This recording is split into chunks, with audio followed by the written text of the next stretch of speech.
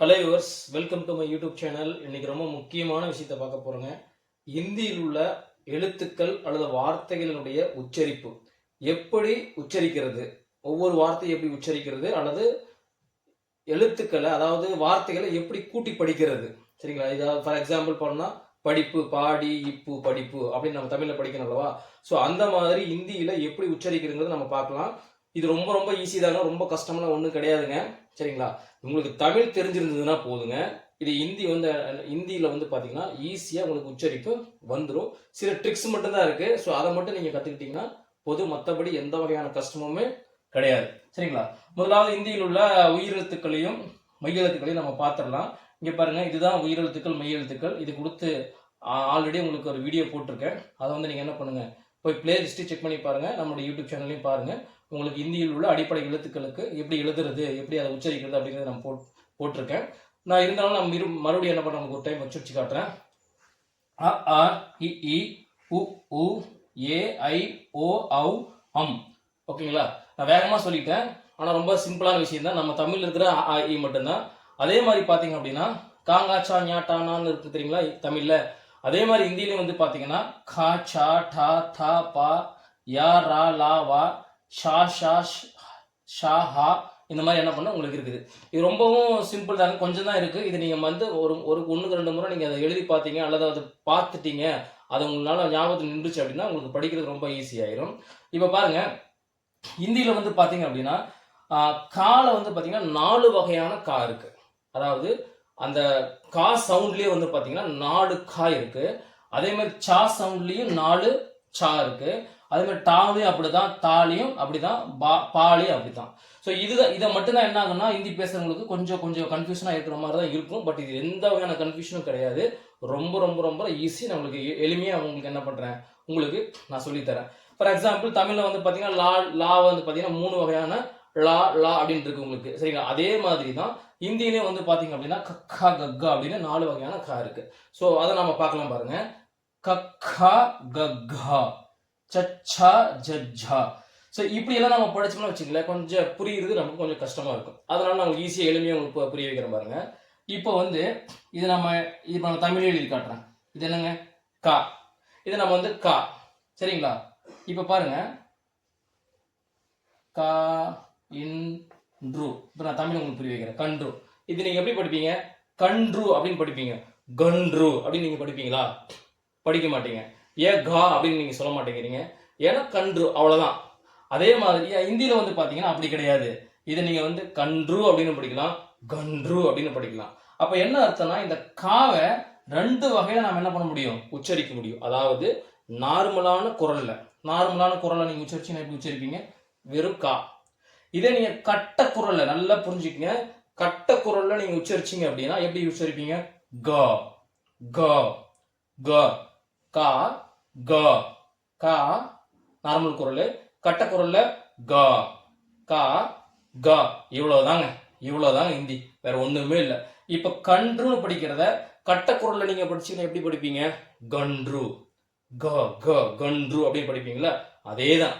அப்ப இந்தியில வந்து பாத்தீங்கன்னா 2 வகையான உச்சரிப்பு தான், 4 இருக்குது. இருந்தாலும் நீங்க 2 மட்டும் கத்துக்குங்க. அதை பேஸ் பண்ணி தான் உங்களுக்கு ஈஸி, மற்றதெல்லாம் ஈஸியா உங்களுக்கு வந்துடும். பாருங்க, கா க கா க. அதே மாதிரி சாக்கு. இப்ப வந்து பாருங்க,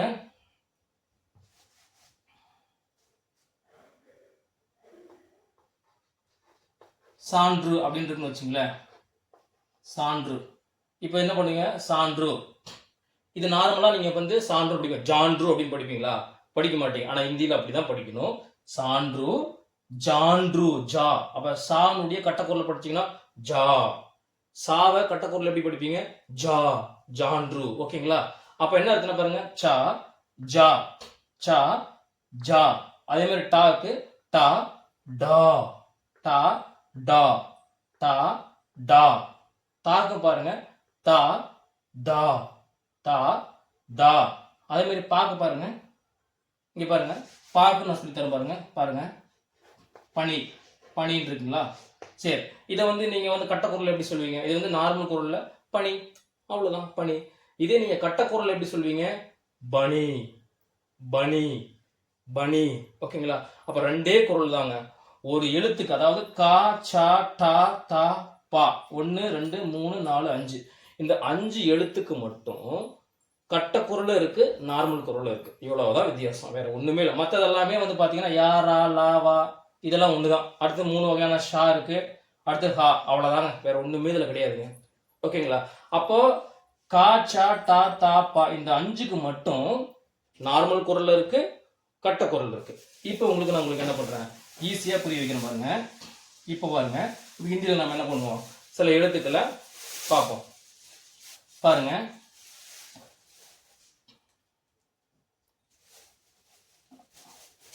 இப்போ பாருங்க, நல்லா பாருங்க. இப்போ வந்து இது வந்து ஃபர்ஸ்ட் கா, கா.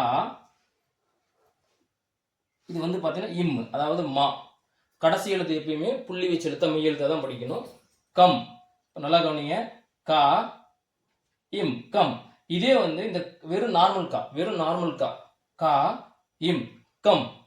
இதே வந்து பார்த்தீங்கன்னா கட்ட குரல் எப்படி படிப்பீங்க, காவை கான்னு படிப்பீங்களா, அதே தாங்க, கா இம் கம்.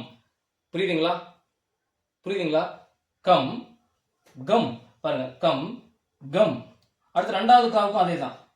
ரெண்டாவது காவும் நாலாவது காவும் வந்து பார்த்தீங்கன்னா கொஞ்சம் வித்தியாசம் வரும். அந்த வித்தியாசம் இப்போ நீங்கள் வந்து தெரிஞ்சுக்கிற அவசியம் இல்லை. பேச பேச உங்களுக்கு ஈஸியாக தான் ஆயிரும், தெரிய வர ஆரம்பிச்சிடும். ரெண்டு கிட்டத்தட்ட ஒரே மாதிரி தான் வரும். அதாவது எப்படி வரும்னா, இது கான்னு வரும், ரெண்டாவது கா வந்து இக்கா அப்படின்னு வரும். இவ்வளோதான். இது வந்து கான்னு வரும், இது வந்து கா அப்படின்னு வரும். வெறும் கா, இது வந்து கா. கொஞ்சம் அந்த கட்ட குரலையே கொஞ்சம் அழுத்தி சொல்றீங்க, இது நார்மல் குரல்ல கொஞ்சம் தாழ்த்தி சொல்றீங்க. கா கா கா கா. அதனால வந்து இவ்வளவு நம்ம 4 எழுத்துல நீங்க படிக்கிற அவசியம் இல்லை. நீங்க 2 மட்டும் நீங்க என்ன பண்ண உச்சரிச்சு பழகுங்க, மற்றதெல்லாம் ஈஸியா வந்துடும். ஓகேங்களா? இப்போ உங்களுக்கு ஒரு விஷயம் நீங்க புரிஞ்சிருச்சு. நார்மல் கா கம், இதே கட்ட குரல் சொன்னீங்கன்னா கம் கம் கம்.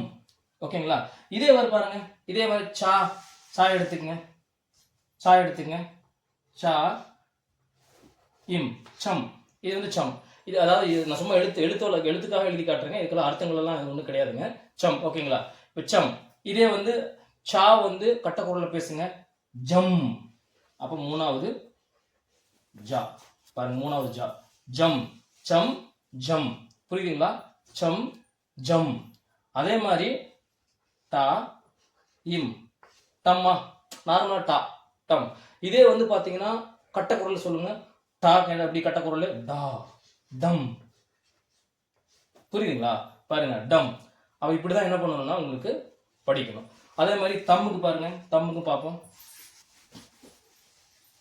அதே மாதிரி தம்முக்கு பாருங்க, தா இம் தம். தம் வந்துச்சா? இப்ப பாருங்க, இதே கட்ட குரல்ல சொன்னீங்கன்னா எப்படி சொல்லலாம், கட்ட குரல்ல தா இம் தம். பாருங்க, தம் தம், நார்மல் குரல், கட்ட குரல். இந்த 2 மட்டும் தாங்க வித்தியாசம் வரும், வேற ஒண்ணுமே இல்லை. இவ்வளவுதான், வேற ஒண்ணுமே இல்லை. இன்னும் சொல்லணும் அப்படின்னா இங்க பாருங்க, இப்ப வந்து பம், பம் எடுத்துக்குவோம், பம் பம். புரியுதுங்களா? பம் பம். இப்ப பாருங்க எப்படி இது வந்து நம்ம ஃபைண்ட் அவுட் பண்றது, எப்படி நம்ம கண்டுபிடிக்கிறதுன்னு சொல்லி பாத்தீங்க அப்படின்னா, இப்ப பாருங்க, கர் அப்படின்னா செய்யணும் அர்த்தம். இதே வந்து கர் அப்படின்னா வீடுன்னு அர்த்தம். இவ்வளவுதாங்க வித்தியாசம். கர் அப்படின்னா செய் அப்படின்னு அர்த்தம், கர் அப்படின்னா வீடுன்னு அர்த்தம். பாருங்க, நார்மல் குரல்ல சொன்னா ஒரு செயலை செய் அப்படின்னு அர்த்தமாகுது, கட்ட குரல்ல சொன்னா அது வீடுன்னு ஆகுது, எழுத்தும் மாறுது. புரியுதுங்களா? அப்ப கர் கர். அப்ப நீங்க எப்படி படிக்கணும், சிம்பிள் தான், கர் கர். இவ்வளவுதாங்க. இப்போ நம்ம என்ன பண்ணலாம், இந்தியில் உள்ள சில வார்த்தைகளை நம்ம என்ன பண்ணுவோம், நம்ம பார்ப்போம். இப்ப பாருங்க, கா லா இம் கலம், கா லா இம் கலம். இதே வந்து இந்த இடத்துல கா வந்துச்சுன்னா கலம் அப்படின்னு வரும். இதே இந்த இடத்துல சா வந்துச்சுன்னா சலம் அப்படின்னு வரும். இதே ஜா வந்ததுன்னா ஜலம் அப்படின்னு வரும். இவ்வளவுதாங்க வித்தியாசம். அப்போ உங்களுக்கு எழுத்து கூட்டி படிக்கிறதுங்கிறது வந்து பாத்தீங்கன்னா ரொம்ப சிம்பிள் தான், கா லா இம். அப்ப என்ன முக்கியமான விஷயம் என்னன்னா, இந்த கா லா இம், இந்த கா என்னன்னு தெரிஞ்சிருக்கணும், லா என்ன தெரிஞ்சிருக்கணும், இம் என்னன்னு தெரிஞ்சிருக்கணும். அப்ப இந்த எழுத்துக்கள் 1க்கு 2 முறை என்ன பண்ணுங்க, எழுதி பாருங்க, படிச்சு பாருங்க, அல்லது நீங்க ஞாபகத்துல வச்சுக்கோங்க. வச்சுட்டீங்கன்னா ஈஸியான ஆயிரும், உங்களுக்கு எழுத்து கூட்டி படிக்கிறது ரொம்ப ஈஸியாயிரும். அதே மாதிரி பாருங்க, இது என்னங்க ஆ, இது வந்து ஆ, அதாவது ரெண்டாவது ஆ ஓகேங்களா. அடுத்தது இது வந்து மூணாவது தா. மூணாவது தாவை எப்படி படிப்பீங்க, அதான் நம்ம சொன்னது தான். ஃபர்ஸ்ட் ரெண்டு தா வந்து பார்த்தீங்கன்னா நார்மல் குரல்ல வாசிச்சா போதும், மீதி ரெண்டு தா வந்து கட்ட குரல்ல வாசிக்கணும். அப்போ ஆ தா, ஆதா, ஆதா, ஆதானா பாதின்னு அர்த்தம், களம்னா பெண்ணுன்னு அர்த்தம் ஓகேங்களா. ஆதா, ஆதா, ஆதா. அதே மாதிரி பாருங்க மூணாவது கா, கி, இத், கீத். இங்க பாருங்க இந்த இடத்துல ஃபர்ஸ்ட் ததா வருது கீத். இதே வந்து மூணாவது தா வந்துச்சுன்னா கீத்னு வரும் ஓகேங்களா, கீத். அப்போ இந்த இடத்துல கீ எப்படி வருதுங்க, இங்க பாருங்க இதான் ஆ இ ஈ ஊ. இதுதான் வந்து பார்த்தீங்கன்னா கக்கா கிக்கி போடுறோம்ல, அதனுடைய ஃபார்மேஷன் இதுதான். இதை நான் ஏற்கனவே என்ன பண்ணியிருக்கேன் உங்களுக்கு ஒரு வீடியோவில் நான் போட்டிருக்கேன், அதில் நீங்கள் போய் செக் பண்ணினா உங்களுக்கு தெரியும் சரிங்களா. இப்போ கீத் உங்களுக்கு தெரிஞ்சிருச்சுங்களா. இப்போ பாருங்க இன்னும் 2 3 எழுத்து நான் எழுதி காட்டுறேன். இது என்னங்க பூ, பாருங்க பூ, பூ ரா, பூரா. இதே வந்து மூணாவது பா வந்துச்சு அப்படின்னா, அல்லது நாலாவது பா வந்துச்சுன்னா பூரா. பூ வந்து எப்படி கட்ட குரல்ல படிப்பீங்க, பூரா, பூரா, பூரா ஓகேங்களா. அதே மாதிரி வந்து பாருங்க ஜா, மூணாவது சா வரிசையில் உள்ள மூணாவது ஜா, ஜஹாஜ், ஹா இஜ். பாருங்க இஜ், இது வந்து பாருங்க மூணாவது இஜ் ஜா, ஜஹாஜ். உங்களுக்கு இப்போ கிளியரா புரியுதுன்னு நினைக்கிறேன், ஜஹாஜ். அதே மாதிரி பாருங்க ஆ இக், ஆக், அதாவது மூணாவது கா, ஆக். இது ஃபர்ஸ்ட் வந்துச்சுன்னா ஆக் அப்படின்னு வரும், புரியுதுங்களா, ஆக், ஆக். அடுத்து பாருங்க ஃபர்ஸ்ட் பா இஸ், பாஸ், பாஸ். இதே வந்து மூணாவது பா வந்து என்ன பண்ணணும், பாஸ், பாஸ், பாஸ்னு வரும். இப்போ வந்து பாஸ்னு வருது, இவ்வளவுதான் வித்தியாசம். இந்த மாதிரி தான் ஹிந்தியில் வந்து என்ன பண்ணணும்னா எழுத்துக்களை கூட்டி படிக்கணும். ரொம்ப சிம்பிள் தாங்க, ரொம்ப ரிஸ்க்லாம் ஒன்றும் முடியாதுங்க. பாருங்க ரா ஜா, ரா ஜா. இது வந்து ஒரு கோடு, பக்கத்தில் ஒரு கோடு போட்டால் என்ன அர்த்தம்னா கால் வாங்குறதுன்னு அர்த்தம். தமிழில் நம்ம கால் வாங்குறோம் அல்லவா, ஸோ அந்த கால் வாங்குறது தான் ஒரு கோடு போடுறது ஹிந்தியில் ஓகேங்களா. ராஜா, ராஜா ஓகேங்களா. அடுத்து பாருங்க கி தா இப், கிதாப், கிதா கி தா, ஃபர்ஸ்ட் தா தான். அடுத்தது பா வரிசையில் கட்டக்குரல் சொல்றது கிதாப், மூணாவது பா, கிதாப், கிதாப் ஓகேங்களா. அடுத்தது மூணாவது கா பாருங்க கட்டி, பாருங்க கடி, கடி அப்படின்னா வாட்சி. இதே வந்து கடி, இது பாருங்க கடி கடி, கடி கடி, புரியுதுங்களா. ஸோ இப்படிதான் என்ன ஆகும்னா உச்சரிக்க வேண்டும், இப்படிதான் வந்து எழுத்து கூட்டி ஹிந்தியில படிக்கணும். இந்த மெத்தட் உங்களுக்கு ஈஸியா புரியுதுன்னு நினைக்கிறேன். பாருங்க பா, போ, ஜா, இன், போஜன். அடுத்து பாருங்க ஷா தி, ஷாதி, கல்யாணம் ஓகேங்களா. நீ, ஃபர்ஸ்ட் கா, கா இல், நிக்கல் ஓகேங்களா. இப்போ இந்த மாதிரி தான் என்ன ஆகுது அப்படின்னா உங்களுக்கு ஹிந்தியில வார்த்தைகளை வந்து என்ன ஆகுதுன்னா ஃபார்மேஷன் ஆகுது, அதாவது எழுத்துக்கள் ஃபார்மேஷன் ஆகுது. நீங்க இதை வந்து உச்சரிச்சு பழகுனீங்கன்னா தெரிஞ்சு போயிடும். அப்போ இந்த மாதிரி தான் பாருங்க ஹிந்தியை பாருங்க கா சா டா தா பா, இந்த 5க்கு மட்டும் கா சா டா தா பா, இந்த 5க்கு மட்டும் நார்மல் குரலும் கட்ட குரலும் இருக்கு. அது போக யா ரா லா வா, யா ரா லா வா, ஷா ஷா ஷா ஹா. அடுத்தது கக்கா கிக்கி எழுதுறோம்ல அதுங்க, இவ்வளவுதாங்க ஹிந்தி. இதை போட்டு நீங்க வந்து குழப்பிக்கிறது ஒண்ணுமே இல்லை. ஈஸியா நீங்க என்ன பண்ணலாம், இதை எழுதி கூட்டி படிக்கலாம். சரி, இப்போ நான் சொன்னலவா இதுல 2 குரல் மட்டும் தான் இருக்குன்னு சொல்லிட்டு, இன்னும் வந்து பாத்தீங்கன்னா இன்னும் மொத்தம் ஆனா 4 எழுத்து இருக்கு. எப்படி 2 குரல் தான் அப்படின்னு சொல்லி பாத்தீங்கன்னா 4 எழுத்து வந்து ரொம்ப சிம்பிள் தான். கா, கா, கா, கா, சா, சா, அதாவது சா தான். இது வந்து இன்னும் கொஞ்சம் இச்சா அப்படிங்கிற மாதிரி நீங்க படிக்கிறீங்க. சா, இச்சா, ஜா, ஜா, இன்னும் கொஞ்சம் அழுத்தி சொல்றீங்க. இது வந்து நார்மல் டா, இட்டா, நார்மல் டா, டா, டா, டா. கொஞ்சம் அழுத்தி சொல்கிறீங்க. அதனால் 2 குரலையும் கொஞ்சம் கொஞ்சம் வித்தியாசம் வரும். இவ்வளோதாங்க. இதை நீங்கள் என்ன பண்ணுங்கள், 1க்கு 2 முறை நீங்கள் எழுதி பாருங்கள், கூட்டி படித்து பாருங்கள், வாய் திறந்து நீங்கள் என்ன பண்ணுங்கள், உச்சரித்து பாருங்கள். நீங்கள் உச்சரித்து பார்க்க பார்க்க என்ன ஆகிடும்னா உங்களுக்கு ஈஸியாக வந்துடும். அதனால் ஹிந்தியில் வந்து பார்த்தீங்கன்னா ஒரு விஷயத்தை நம்ம பேசும்பொழுது இப்போ வந்துங்க வந்து காவோ அப்படின்னா சாப்பிடு, இதே காவோ அப்படின்னா பாடுன்னு அர்த்தம். அப்போ என்னன்னா இந்த உச்சரிப்பு மாறுறதுனால தான் வார்த்தைகளும் மாறுது, அடுத்தது வந்து பார்த்தீங்கன்னா உங்களுக்கு அர்த்தங்களும் மாறுது. அதனால் இந்த வந்து ரொம்ப என்ன பண்ண இந்தியில் நம்ம முக்கியமாக பார்க்கணும். ஸோ இந்த உங்களுக்கு இதுதான் வந்து உங்களுக்கு ஃபார்மேஷனை இப்படி தான் வந்து ஹிந்தியில் நம்ம கூட்டி படிக்கணும். இந்த வீடியோ உங்களுக்கு பிடிச்சிருந்தா மறக்காமல் நம்முடைய சேனலை சப்ஸ்கிரைப் பண்ணிடுங்க, லைக் பண்ணுங்கள்.